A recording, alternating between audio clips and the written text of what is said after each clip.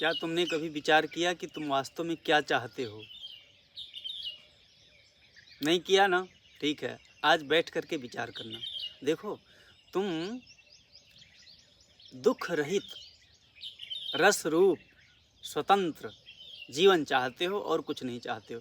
मतलब तुम्हारा जीवन ऐसा हो जिसमें दुख ना हो, जिसमें कोई परतंत्रता ना हो, कोई असमर्थता ना हो, ऐसा जीवन तुम चाहते हो। और जिसमें रस ही रस हो, आनंद ही आनंद हो, जिसमें किसी भी प्रकार की कोई समस्या ना हो, यही तुम चाहते हो। यही तुम्हारी एकमात्र मांग है ना? और इस मांग की ज़रूरत के लिए तुम विषयों का आश्रय लेते हो, पत्नी का, पति का, भाई का, बहन का, गुरु का, शिष्य का, हाँ, विद्या का, योग्यता का, धन का, पद का, इन सब के आश्रय से तुम अपने उस जीवन को पाना चाहते हो जिसको कि तुम इन सब के सहारे से प्राप्त कर ही नहीं सकते, हो ही नहीं सकता। क्यों? क्योंकि वो तो है, जो जीवन मौजूद है ना, जो विद्यमान है ना, वो किसी कर्म संगठन के द्वारा कभी प्राप्त नहीं हुआ करता है। तुम सोचो कि कुछ करके तुम उस अविनाशी जीवन को, अनंत जीवन को, हाँ, और चिन्मय जीवन को अपने बस में कर लोगे, ये तुम्हारे बस की बात नहीं है भैया। इसलिए उस जीवन को यदि तुम प्राप्त करना चाहते हो ना, वास्तव में यदि प्राप्त करना चाहते हो, तो यदि तुम्हारे भीतर कायरता है तो तुम विषयी बन करके विषयों में ही लगे रहोगे, खुजली के सुख में ही लगे रहोगे। माने खुजली वाला उदार सुख।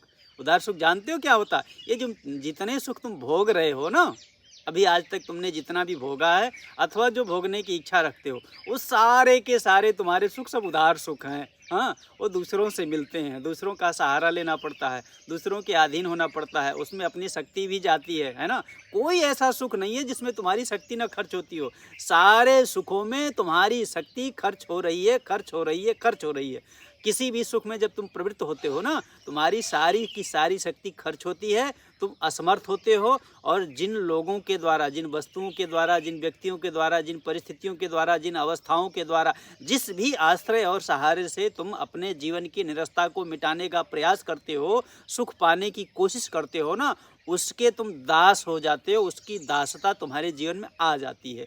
तो यदि अब तुम छूटना चाहते हो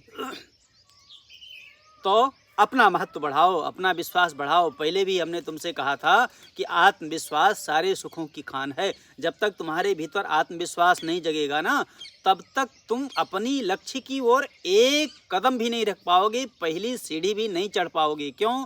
क्योंकि आत्मविश्वास ही तुमने खो दिया है। आत्मविश्वास खोने का यही एकमात्र अर्थ होता है कि अपने मूल्य को घटा लेना, अपने मूल्य को न समझना, अपने मूल्य को भूल जाना, है ना? दूसरों का महत्व समझना, दूसरों का ही मूल्य समझना, दूसरों में ही महत्व है, दूसरों में ही सुख है। ये क्या है? तुम्हारी आदत है और कुछ नहीं। जैसे कुत्ता इस घर से उस घर, उस घर से उस घर तक भटकते रहता है ना, ऐसे तुम भी भटक रहे हो।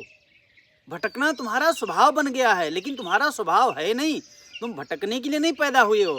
तुम्हारा जन्म तो हुआ है समाधि के लिए, आत्मबोध के लिए, भगवत प्रेम के लिए, जगत की सेवा के लिए, जगत से माने समाज में प्रेम को फैलाने के लिए हुआ है ना, शांति के प्रसार के लिए हुआ है ना। तुम्हारे और समाज के बीच में स्नेह की एकता होनी चाहिए ना। तुम्हारा जीवन इसलिए है, इसलिए थोड़ी है कि तुम जो है विषयों के पीछे अपने इस अमूल्य जीवन को बर्बाद करो। जाग जाओ भैया, जाग जाओ। और देखो, जब जागो तभी सवेरा। ये मानव जीवन ऐसा अनमोल जीवन है ना, जिस समय जग जाओगे उसी समय लग जाओगे, और जिस समय लग जाओगे उसी समय पा जाओगे। लगने का अर्थ है पूरा पूरा गुलामी का त्याग कर दो और पूरा पूरा माने सर्वांश में अपने में आत्मविश्वास जगा लो। जिस दिन, जिस क्षण, जिस समय, जिस जगह पर तुम्हें आत्मविश्वास जग गया कि मुझसे अधिक महत्वपूर्ण इस संसार में मेरे लिए और कुछ नहीं है, उसी दिन तुम इस संसार की ममता से, इस संसार की कामना से, इस संसार के आकर्षण से, इस संसार के भय से मुक्त हो जाओगे। और उसी दिन तुम्हें अपनी स्वतंत्रता का, अपने मूल्य का, हाँ, और अपने जीवन का, अपनी शांति का ज्ञान होने लग जाएगा, अनुभव होने लग जाएगा। अपने में ही तुम अपने को संतुष्ट पाओगे।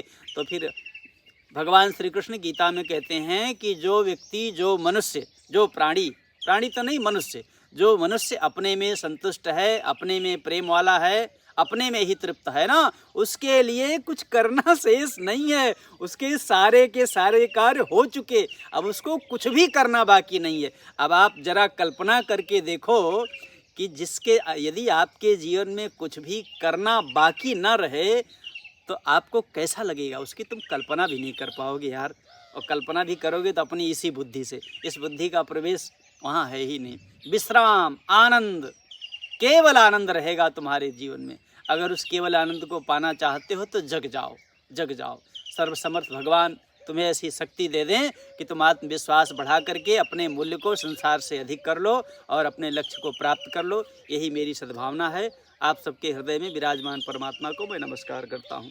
हरि ओम तत्सत, हरि ओम तत्सत, हरि ओम तत्सत। प्रसन्न रहो सब लोग, मस्त रहो।